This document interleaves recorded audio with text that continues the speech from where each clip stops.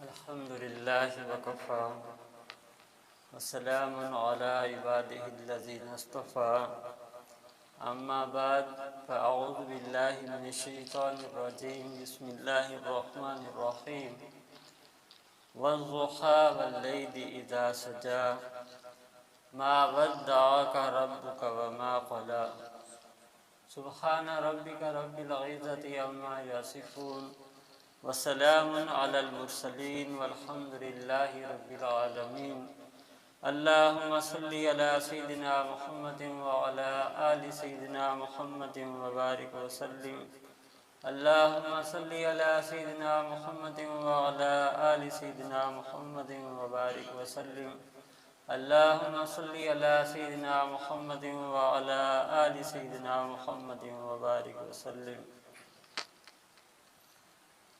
سورہ ضحیٰ 30ویں پارے کی ایک سورت ہے۔ ترتیب نزولی کے اعتبار سے یہ 10ویں نمبر پر آتی ہے، یعنی اگر نزول کے اعتبار سے دیکھا جائے تو اقرأ بسم ربک یہ پہلی سورت ہے اور 10ویں نمبر پر یہ آتی ہے۔ اس میں کل 11 آیات ہیں۔ شان نزول اس صورت کا یہ ہے کہ نبی کریم صلی اللہ علیہ وسلم پر وحی آتی تھی اور نبی صلی اللہ علیہ وسلم اپنے ساتھیوں کو اور کفار کو پیغام سنا دیا کرتے تھے۔ پھر ایسا ہوا کہ کچھ عرصہ کے لیے درمیان میں وحی کا آنا رک گیا، بند ہو گیا۔ تو اب کفار کوئی بات پوچھتے کہ کوئی نئی بات آئی ہے تو نبی صلی اللہ علیہ وسلم توقف فرماتے۔ نبی صلی اللہ علیہ وسلم کو جب کچھ عرصہ گزرا تو ذرا غم زدہ تھے کہ وحی نہیں آ رہی۔ پھر کفار نے تانے دینے شروع کر دیے اور یہاں تک کہا کہ قد ودعک ربک کہ تمہیں تمہارے رب نے چھوڑ دیا۔ ابو لہب کی بیوی ام جمیل دار ارقم کے پاس سے ایک دفعہ گزری تو نبی اکرم صلی اللہ علیہ وسلم کو دیکھ کر کہنے لگی، اے محمد، وہ تمہارا شیطان جو تجھ کو وحی بھیجتا تھا وہ تو اس سے روٹ گیا ہے، نعوذ باللہ من ذالک۔ تو نبی اکرم صلی اللہ علیہ وسلم اس بات کو سن کر ان کے نبی صلی اللہ علیہ وسلم کے دل پر چوٹ لگی اور ایسی بات جو ہے ان کے لیے اس لیے تکلیف دہ تھی کہ محبوب کی بات ہے۔ اللہ تعالیٰ سے ایک وحی کا سلسلہ ہوا تو ایک تعلق جو نصیب ہوا، تو اس پر جب چوٹ پڑی تو نبی صلی اللہ علیہ وسلم بہت غم زدہ ہوئے اور دل میں کہا کہ یا اللہ، لوگوں نے مجھے ساحر کہا، میں برداشت کر گیا۔ لوگوں نے مجھے مجنون کہا، میں نے برداشت کیا۔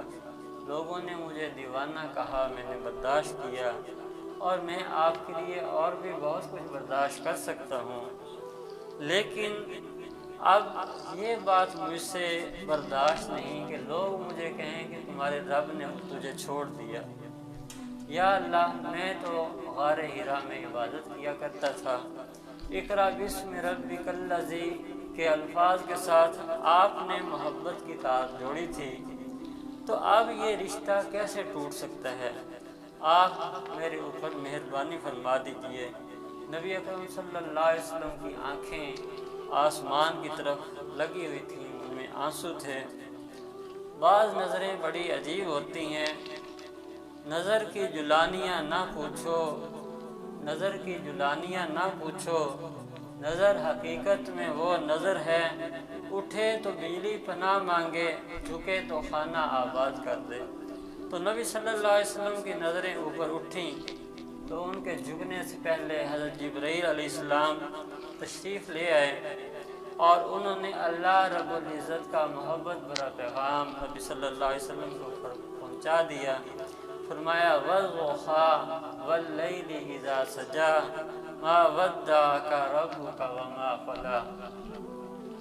والضحیٰ آپ کو دن کی دن کی روشنی کی قسم. ضحیٰ جو ہے یہ چاشت کے وقت کو کہتے ہیں، 9-10 بجے کا وقت جب خوب سورج اوپر آ جاتا ہے اور کاروبار زندگی شروع ہو جاتا ہے، اس وقت کو ضحیٰ کہتے ہیں. تو والضحیٰ کی قسم یعنی دن کی روشنی کی، چاشت کے وقت کی قسم. واللیل اذا سجا، اور رات کی قسم جب وہ چھا جائے. تو اس صورت میں دو قسمیں اللہ تعالیٰ نے کھائیں، دو قسمیں کھاتے ہوئے اللہ تعالیٰ نے آگے فرمایا. تو ان دو قسموں میں کھانے میں مفسرین نے حکمتیں جو لکھی ہیں کہ اللہ تعالیٰ نے والضحیٰ واللیل اذا سجا فرمایا کہ اے میرے محبوب، مجھے دن کے سویرے کی قسم اور رات کے اندھیرے کی قسم، مجھے دن کے ہنگاموں کی قسم اور رات کے سناٹوں کی قسم، مجھے دن کی جلوتوں کی قسم اور رات کے خلوتوں کی قسم. تو گویا کہ جو بھی حالات و واقعات پیش آتے ہیں وہ دن میں پیش آتے ہیں یا رات میں پیش آتے ہیں. تو اللہ تعالیٰ نے تمام حالات و واقعات کی قسم کھاتے ہوئے آگے اللہ تعالیٰ نے اپنی بات بیان فرمائی. اور بعض مفسرین نے یہ کہا کہ والضحیٰ کا مطلب ہے کہ اللہ تعالیٰ نے نبی صلی اللہ علیہ وسلم کے چمکتے چہرے کی قسم کھائی، اور واللیل کہتے ہوئے نبی صلی اللہ علیہ وسلم کی زلفوں کی قسم کھائی. بعض مفسرین نے یہ کہا. تو اللہ تعالیٰ نے دو قسمیں کھائیں اور پھر آگے فرمایا وَمَا وَدَّعَكَ رَبُّكَ وَمَا قَلَىٰ، تیرے رب نے تجھے چھوڑا بھی نہیں اور تجھ سے اللہ تعالیٰ نے منہ موڑا بھی نہیں. تو یہ پیغام اللہ تعالیٰ نے نبی صلی اللہ علیہ وسلم کو دیا. محب اور محبوب میں جدائی کی دو صورتیں ہوتی ہیں. ایک صورت تو یہ ہوتی ہے کہ دونوں میں باہم محبت ہوتی ہے لیکن بعض مجبوریاں جدا کرتی ہیں. جیسے ماں اور بیٹے میں محبت ہوتی ہے تو بیٹے کو کہیں نوکری کے سلسلے میں یا پڑھائی کے سلسلے میں جانا پڑے تو وہ جانا پڑتا ہے. محبت تو ہوتی ہے لیکن حالات ایسے ہوتے ہیں کہ جانا پڑتا ہے. تو یہ صورت ایک جدائی کی ہوتی ہے. دوسری صورت یہ ہوتی ہے کہ محب اور محبوب میں یعنی کسی بات پہ خفگی ہو گئی، عارضی خفگی، تو اس صورت میں بھی جدائی ہوتی ہے. تو ناراض ہونا دو صورتوں میں ہے لیکن اللہ تعالیٰ نے دونوں طریقوں کا تذکرہ کرتے ہوئے فرمایا کہ یہ کافر تجھے تانا دیتے ہیں کہ تیرے رب نے تجھے چھوڑ دیا. تو تیرے رب نے تجھے نہیں چھوڑا. تیرے چہرے کی قسم، تیری زلفوں کی قسم، تیرے رب نے تجھے چھوڑا بھی نہیں اور تو اسے منہ موڑا بھی نہیں. اللہ تعالیٰ فرماتے ہیں ما ودعک ربک وما قلی، تیرے رب نے تجھے چھوڑا بھی نہیں اور تو اسے منہ موڑا بھی نہیں. آگے فرمایا وَلَلْآخِرَةُ خَيْرٌ لَكَ مِنَ الْأُولَىٰ. تو یعنی یہیں پہ اللہ تعالیٰ نے قسم کھا کر یہ بات فرما دی کہ تیرے رب نے تجھے نہیں چھوڑا. تو بات تو پوری ہو گئی لیکن اللہ تعالیٰ نے آگے اور بات کو آگے بڑھایا مزید تسلی دینے کے لیے. وَلَلْآخِرَةُ خَيْرٌ لَكَ مِنَ الْأُولَىٰ، کہ تیرا آپ کا جو آنے والا وقت ہے وہ پہلے وقت سے بہتر ہوگا. تیرے رب نے تجھ سے جو محبت لگائی ہے وہ کم نہیں ہوگی، وہ مضبوط سے اثبت ہوگی. تیرے اللہ نے تجھے چھوڑا بھی نہیں، تو اسے منہ موڑا بھی نہیں. وَلَلْآخِرَةُ خَيْرٌ لَكَ مِنَ الْأُولَىٰ، جو آپ کا اگلا وقت ہے وہ پہلے وقت سے بہتر ہوگا. اللہ تعالیٰ نے مزید تسلی فرمائی. اور نبی صلی اللہ علیہ وسلم اس میں یہ بات بھی ہے کہ نبی صلی اللہ علیہ وسلم کا ہر آنے والا وقت وہ پچھلے وقت سے بہتر ہوگا. ہر آنے والا وقت، آئندہ وقت جو بھی ہے وہ پہلے وقت سے بہتر ہوگا. عالم ارواح سے آپ کا بطن مادر میں، ماں کے پیٹ میں آ جانا یہ زیادہ بہتر ہے، اور بطن مادر سے آپ کا ولادت پا کے دنیا میں آ جانا یہ پہلے سے زیادہ بہتر ہے. اور پھر بچپن کا زمانہ اس سے زیادہ بہتر ہے، اور پھر آپ کی جوانی آپ کے بچپنے سے زیادہ بہتر ہے۔ اور اللہ تعالیٰ فرماتے ہیں کہ میرے محبوب آپ کا ہر آنے والا وقت پہلے وقت سے زیادہ بہتر ہوگا۔ میرے محبوب حبیب صلی اللہ علیہ وسلم آپ کا جو کنوارہ پن ہے وہ آپ کی شادی سے زیادہ بہتر ہے، اور آپ کی اولاد کا ہو جانا وہ اس سے بھی زیادہ بہتر ہے۔ اور میرے محبوب آپ کا میرے لیے غار حرا میں جا کے عبادت کرنا یہ بھی بہتر ہے، مگر نبوت کا مل جانا یہ اس سے بھی زیادہ بہتر ہے، اور پھر معراج پر آ جانا یہ اس سے بھی زیادہ بہتر ہے، اور پھر آپ کا مکہ سے ہجرت کر کے مدینہ طیبہ چلا جانا یہ اس سے بھی زیادہ بہتر ہے، پھر آپ کا بدر میں آ کے فتح ہونا یہ اس سے بھی زیادہ بہتر ہے، پھر آپ کا احد میں آنا یہ اس سے بھی زیادہ بہتر ہے، اور پھر آپ کا خندق میں آنا یہ اس سے بھی زیادہ بہتر ہے، اور پھر آپ کا مکہ مکرمہ میں فاتح بن کے داخل ہونا یہ اس سے بھی زیادہ بہتر ہے، اور پھر حجۃ الوداع کے موقع پر آپ کا تمام صحابہ کرام رضی اللہ عنہم کے سامنے اپنا خطبہ دینا یہ اس سے بھی زیادہ بہتر ہے، اور پھر آپ کا اس دنیا سے پردہ فرما جانا یہ اس سے بھی زیادہ بہتر ہے۔ وَلَلْآخِرَةُ خَيْرٌ لَكَ مِنَ الْأُولَى، آپ کا آنے والا ہر وقت وہ پہلے وقت سے زیادہ بہتر ہے، وہ آپ کے لیے زیادہ خوشیوں کا سبب ہے، وہ آپ کی عظمتوں میں اضافہ کرنے والا ہے۔ ہر آنے والے وقت، ہر آنے والی آپ کی جو سٹیٹ ہے وہ پہلے سے زیادہ بہتر ہے۔ وَلَلْآخِرَةُ خَيْرٌ لَكَ مِنَ الْأُولَى۔ پھر اللہ تعالیٰ فرماتے ہیں اے میرے حبیب صلی اللہ علیہ وسلم آپ کی قبر کی زندگی یہ دنیا کی زندگی سے زیادہ بہتر ہے، اور آپ کی جو حشر کی زندگی ہے وہ اس سے زیادہ بہتر ہوگی، پھر آپ کا مقام محمود آپ کو مقام محمود کا ملنا وہ اس سے بھی زیادہ بہتر، پھر تاج شفاعت کا آپ کے سر پر رکھا جانا یہ اس سے بھی زیادہ بہتر ہے، پھر آپ کا حوض کوثر پہ آب کوثر کو تقسیم کرنا یہ اس سے بھی زیادہ بہتر ہے، پھر آپ کا میزان کے پاس کھڑے ہو کے اپنی گناہ گار امت کی شفاعت کرنا یہ اس سے بھی زیادہ بہتر ہے، اور پھر پوری امت کو لے کے آپ کا جنت میں جانا یہ اس سے بھی زیادہ بہتر ہے۔ وَلَلْآخِرَةُ خَيْرٌ لَكَ مِنَ الْأُولَى، آپ کا آنے والا ہر وقت جو ہے وہ پہلے سے زیادہ بہتر ہوگا، اور آپ کو عظمتیں اور بلندی اور رفتیں عطا کرتا رہے گا، آپ کا آنے والا ہر وقت جو ہے وہ پہلے سے زیادہ بہتر ہوگا۔ تو اللہ تعالیٰ نے پہلے قسم کھائی، آپ کے چمکتے چہرے کی قسم، آپ کی زلفوں کی قسم، میں نے آپ کو چھوڑا بھی نہیں، میں نے آپ سے منہ موڑا بھی نہیں، بلکہ فرمایا کہ آپ کا آنے والا ہر وقت جو ہے وہ پہلے سے زیادہ بہتر ہوگا، آپ کیوں گھبراتے ہیں؟ میری محبت، میری تعلق جو ہے آپ سے زیادہ ہوتا جائے گا۔ تو یہ ہمارے آقا کی شان ہے، یہ نبی اکرم صلی اللہ علیہ وسلم کی شان ہے۔ لوگ ہر بندہ جو ہے وہ ارذل کی طرف لوٹتا ہے، اللہ تعالیٰ نے ہر بندے کو نعمتیں دی ہیں دنیا میں، لیکن ایک وقت آتا ہے کہ ان نعمتوں میں کمی ہوتی ہے، نعمتیں چلی جاتی ہیں۔ ثم يرد الى ارذل العمر، ہر چیز اپنے بڑھاپے کی طرف لوٹتی ہے، بندے کو نعمتیں ملتی ہیں اور نعمتیں پھر کم ہوتی جاتی ہیں، ہر بندہ ارذل کی طرف لوٹتا ہے، لیکن میرے آقا کی شان ہے، آقا صلی اللہ علیہ وسلم کی شان ہے، وہ ارذل کی طرف نہیں، وہ افضل کی طرف لوٹتے ہیں۔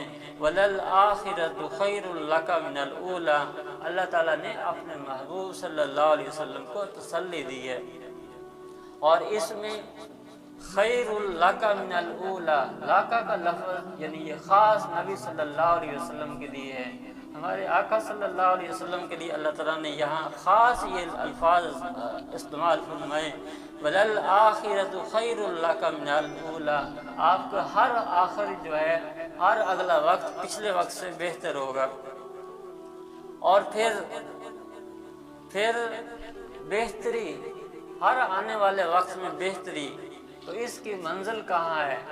نبی صلی اللہ علیہ وسلم کی جو عظمت ہے اس کی آخر منزل کہاں ہے، کہاں پہ جا ہر آنے والا وقت پہلے سے بہتر ہے۔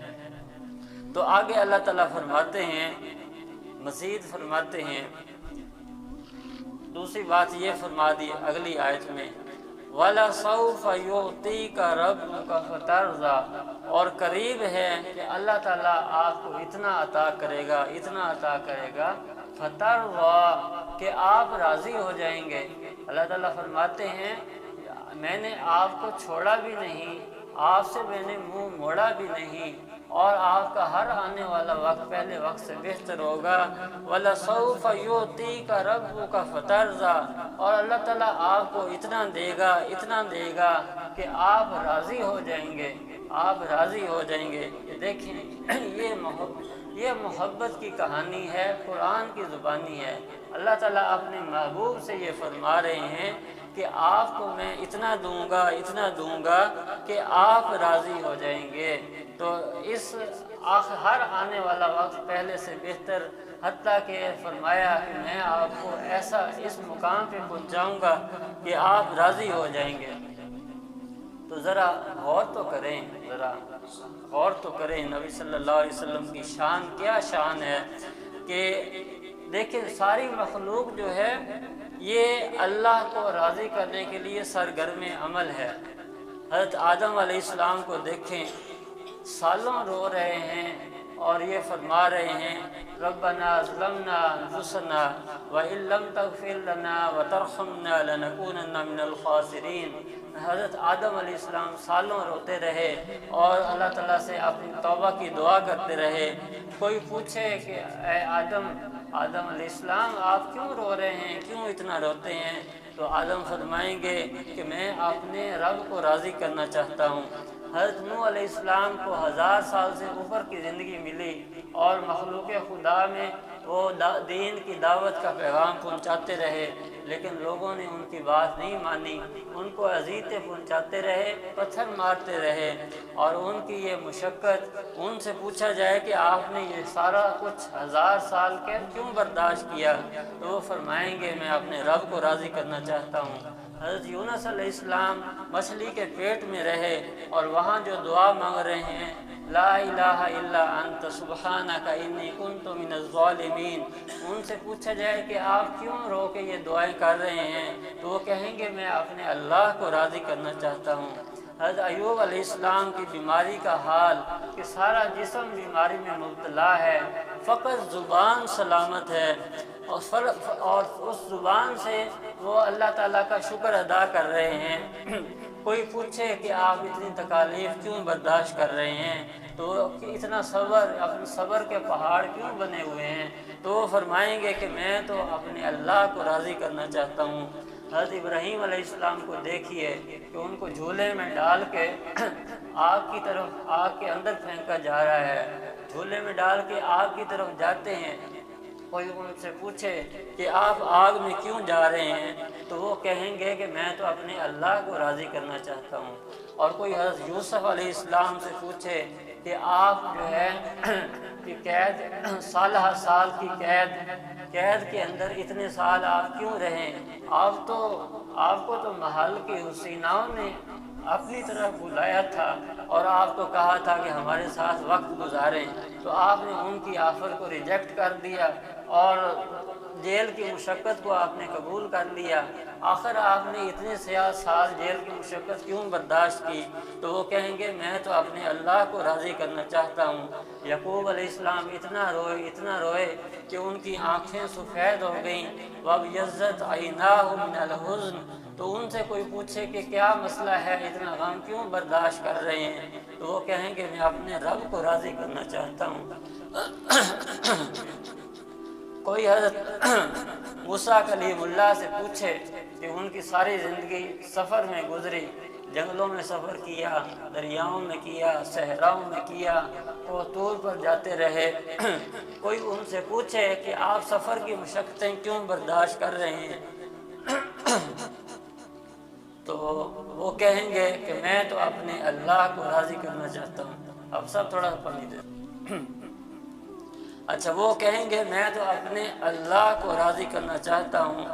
تو انبیاء سب انبیاء علیہم تو ان کے بعد اولیاء کو دیکھیے، غوث، قطب، ابدال، جتنے بھی اولیاء ہیں ان کی راتوں کی باتیں اور دن کی جلوتوں کی باتیں کس لیے ہیں کہ ہم اپنے اللہ کو راضی کرنا چاہتے ہیں۔ کسی محدث کو، مفسر کو، مجتہد کو پوچھئے، کسی حافظ صاحب، قاری صاحب کو پوچھئے کہ بھئی آپ یہ دن رات کتابوں میں کیوں لگے ہوئے ہیں؟ تو وہ بھی کہیں گے کہ ہم اللہ کو راضی کرنا چاہتے ہیں۔ تو سب اللہ کو راضی کرنا چاہتے ہیں، پوری کائنات اللہ کو راضی کرنے میں لگی ہوئی ہے، لیکن اللہ کے محبوب صلی اللہ علیہ وسلم کی کیا شان ہے کہ آپ کو پروردگار عالم فرماتے ہیں